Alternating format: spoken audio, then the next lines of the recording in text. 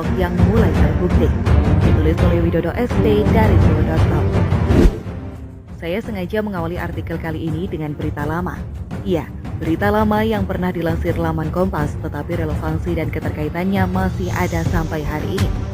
Meski sudah 3 tahun berselang, menyangkut Basuki Cahayapurnama dan para lawan politiknya. Berita yang diangkat pada 31 Januari 2017 lalu memuat kebenaran Ahok dengan sejumlah kesaksian dari Ketua MUI Ma'ruf Amin yang kini menjabat sebagai Wapres.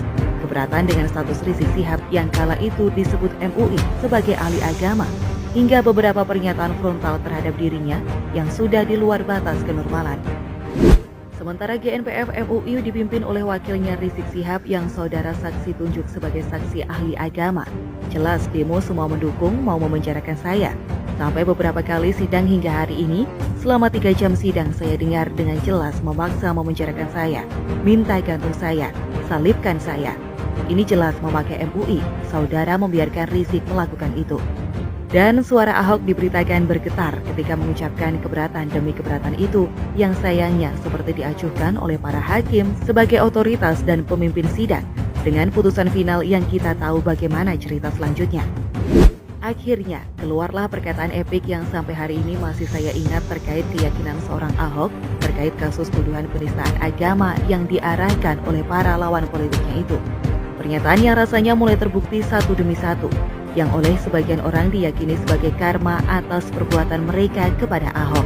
Percayalah sebagai penutup, kalau Anda menzalimi saya, yang Anda lawan adalah Tuhan yang Maha Kuasa, Maha Esa. Saya akan buktikan satu persatu dipermalukan. Terima kasih.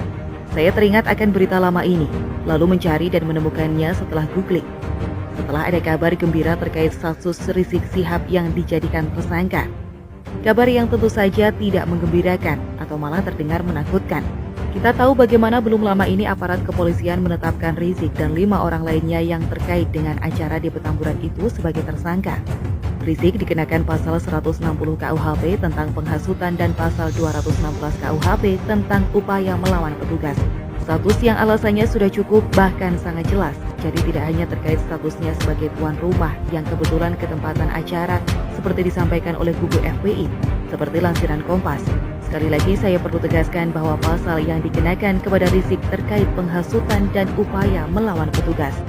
Jika baru dinyatakan sebagai saksi saja, seorang Rizik Syihab kerap mangkir bahkan bersembunyi, apalagi ini statusnya sudah sebagai tersangka.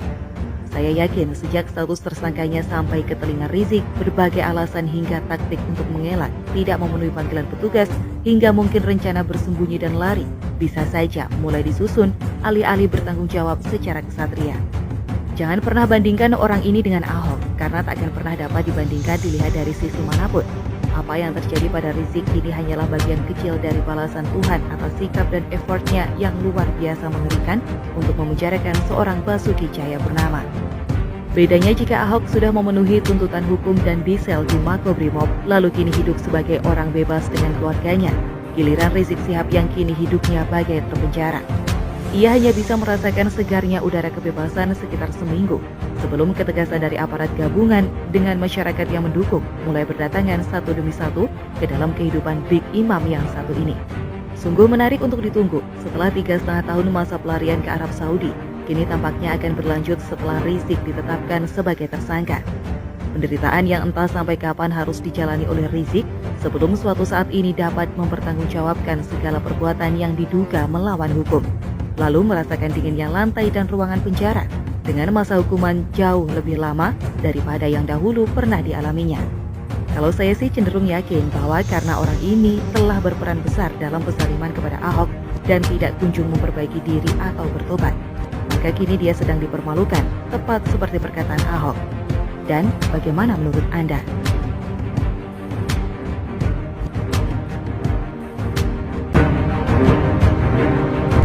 Kena batunya, FPI baru sadar ternyata mereka bukan pemegang hukum di Indonesia. Ditulis oleh Jemima Mulyantri dari Siwa.com. Setelah beberapa waktu lalu kita dibahagiakan dengan ketegasan TNI yang mencopot bahkan merobek-robek baliho Rizik Syihab. Beberapa hari terakhir ini kita dibahagiakan lagi dengan berbagai ketegasan Polri dalam menangani Rizik Syihab dan gerombolannya. Masih belum hilang decak kagum kita melihat ketegasan polisi yang beberapa waktu lalu menembak mati 6 laskar FPI karena melakukan penyerangan kepada polisi. Hari ini kita dibuat gembira melihat kegagahan Polda Metro Jaya yang menetapkan Rizik Syihab dan 5 pengikutnya sebagai tersangka kasus kerumunan massa yang terjadi di Petamburan. Tak cukup hanya itu, Kapolda Metro Jaya Irjen Fadil Imran dengan tegas mengatakan polisi akan menangkap semua para tersangka ini, termasuk Rizik Syihab selaku pimpinan FPI. Para tersangka juga dicekal agar tidak dapat bepergian ke luar negeri. Berita semacam ini jelas membahagiakan kita semua rakyat Indonesia yang sudah lama muak dengan kelakuan FPI yang petantang-petenteng berbuat seenak udelnya tanpa pernah ditindak tegas, sekalipun sudah jelas-jelas meresahkan bahkan merugikan orang banyak. Kelakuan buruk FPI di masa lalu tak perlu diceritakan lagi, kita juga sudah tahu sama tahu. Ditambah lagi kelakuan ngeselin FPI saat Rizik pulang kembali ke Indonesia 10 November 2020 lalu. Mulai dari mengganggu ketertiban umum, menimbulkan kemacetan sana-sini sampai banyak fasilitas umum yang rusak. Hal ini jelas mengakibatkan kerugian material dan non-material pada banyak pihak dalam jumlah tak sedikit tentunya. Rizik juga memberikan ceramah provokatif dengan mengatakan para penghina ulama dan nabi pantas dipenggal sebagai upaya tindakan tegas. Tak heran jika akhirnya ketegasan TNI Polri terhadap Rizik Syihab dan FPI langsung membuahkan dukungan dan pujian yang mengalir bak air bah pada TNI Polri. Jika kita ingat-ingat dan urut lagi ke belakang semua peristiwanya, kegagahan TNI Polri menggebruk FPI ini memang ada jalan ceritanya. Entah kebetulan atau tidak, yang jelas semua akhirnya jadi saling berlomba tak mau kalah gagah satu sama lain. Dari sinilah saya menyimpulkan Tuhan sayang pada NKRI, Tuhan memberkati NKRI, Tuhan tak mengizinkan Indonesia diacak-acak oleh Perm Fugitif dan gerombolannya yang sok-sokan gaya membawa gerakan revolusi akhlak. Beginilah kebetulan yang saya maksud. Pertama, Nikita Mirzani. Semuanya berawal dari sikap ceplos-ceplos seorang artis bernama Nikita Mirzani yang menjuluki Rizik Syihab sebagai tukang obat. Ucapan Nikita itu memang murni dari diri Nikita sendiri. Jadi sama sekali tak ada dalang yang menyuruh Nikita dan tak ada sangkut pautnya dengan politik atau pemerintah. Tak disangka-sangka Rizik dan gerombolannya langsung bereaksi memakan umpan lambung Nikita. Dengan penuh percaya diri, Rizik dan para pemujanya mempertontonkan sifat asli mereka sebagai kaum ngamukan yang merasa paling berhak atas semua kapling di surga maupun di dunia. Dua kata, tukang obat dari Nikita langsung dibalas dengan kata-kata yang kurang pantas. Dari sinilah pestanya dimulai. Nikita yang dengan gagah berani meladeni FPI langsung jadi idola baru. Fenomena Nikita ini otomatis jadi pemicu bagi rakyat biasa sampai aparat penegak hukum agar tak kalah gagah dengan Nikita dalam menghadapi FPI. Makanya tak berlebihan jika kita harus menyampaikan banyak terima kasih kepada Nikita Mirzani. Kedua, TNI solid. Menanggapi Rizik dan FPI yang semakin percaya diri gara-gara tak pernah ditindak tegas oleh Polri sekalipun kelakuannya sudah jelas-jelas merugikan bahkan mengancam keselamatan orang lain, Panglima TNI Marsikal TNI Hadi Cahyanto tiba-tiba muncul membuat kita merinding dengan ketegasannya mengingatkan tentang pentingnya persatuan dan kesatuan bangsa dalam menjaga stabilitas nasional. TNI lalu menunjukkan kegagahannya menjaga NKRI dengan mencopot baliho Rizik Syihab di Jakarta pada Selasa malam 17 November 2020. Dari sinilah gerakan mencopot baliho Rizik di berbagai tempat dimulai. Keesokan harinya 18 November 2020, sejumlah kendaraan taktis milik Komando Operasi Khusus TNI melintas gagah unjuk kekuatan di Petamburan, Jakarta Pusat.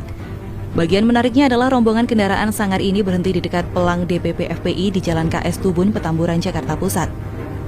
Ditambah lagi Kamis 19 November 2020, Panglima TNI juga datang secara khusus ke markas Kopassus Cijantung, Jakarta Timur untuk mengecek kesiapan pasukan khusus TNI AD ini.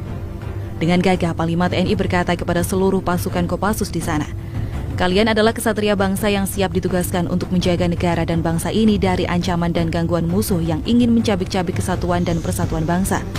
Oleh sebab itu, saya perintahkan kalian untuk berlatih dan berlatih untuk meningkatkan performa tempur prajurit profesional. Kesenyapan adalah profesionalitasmu, berani, benar, dan berhasil. Komando."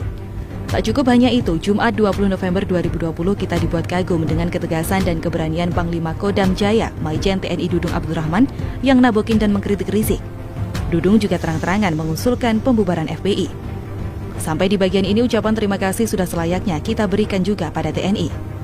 Ketiga, Polri. Secara jujur saya memang kecewa kepada Polri yang telah sekian lama membiarkan para politis yang berkeliaran bebas memprovokasi sana-sini di NKRI. Ceramah jahat penggal-penggal kepala orang lain seenaknya sendiri juga didiamkan oleh polisi. Di mata saya, Polri sudah kehilangan wibawa saat mendiamkan acara kepulangan Rizik Syihab yang akhirnya merugikan banyak pihak baik itu kerugian individu, instansi, sampai negara. Belum lagi acara pernikahan anak Rizik Syihab yang lagi-lagi juga didiamkan oleh Polri yang cuma panggil sana panggil sini. Himbau sana himbau sini, pecat sana pecat sini, tapi tak berani mengambil tindakan tegas pada biang kerok yang sesungguhnya. Untungnya kekecewaan saya pada Polri tak perlu berlangsung lama. Ketegasan demi ketegasan yang sudah ditunjukkan Polri beberapa hari terakhir ini sudah cukup mengobati kekecewaan kita di masa lalu. Untuk itu, ucapan terima kasih juga sangat perlu kita berikan pada Polri. Komitmen dan ketegasan Polri terhadap FPI tetap kami nantikan sampai tuntas. Sampai provokator pemecah belah bangsa itu mendapatkan ganjaran yang setimpal dengan perkataan dan perbuatan jahatnya selama ini. Hasilnya juga nyata, Laskar Pembela Islam yang merupakan kelompok dari FPI yang awalnya petantang-petenteng menjaga ketat gang akses ke rumah Rizik sampai berani-beraninya mereka menghadang dan terlihat cekcok dengan polisi, hari ini langsung ciut nyalinya. Hari ini Kamis 10 Desember 2020 di markas FPI Petamburan sekitar pukul 15.57 WIB tidak ada lagi penjagaan dari LPI menyusul rencana penangkapan Rizik tersebut. Aktivitas keluar masuk kawasan kediaman Rizik juga tampak normal. Terlihat warga dan sejumlah pedagang lalu lalang keluar masuk gang Petamburan. Padahal sebelumnya saat memberi sambutan dalam pemakaman 6 orang anggota Laskar FPI di kawasan Pondok Pesantren Markas Syariah Megamendung Bogor, Jawa Barat, Rizik menegaskan pihaknya tak akan tinggal diam terkait 6 anggota Laskarnya yang tewas ditembak tim penyidik Polda Metro Jaya. Rizik dan FPI akan mengejar siapapun yang terlibat dalam pembantaian ini sampai ke lubang semut sekalipun. Ngakak dengan tingkah Rizik yang sok jago seperti ini. Dipanggil polisi tak pernah datang, kabur kucing-kucingan dengan polisi seakan sudah jadi hobi. Para pengikutnya juga sama saja kelakuannya. Berhadapan dengan ketegasan TNI Polri langsung ciut nyali.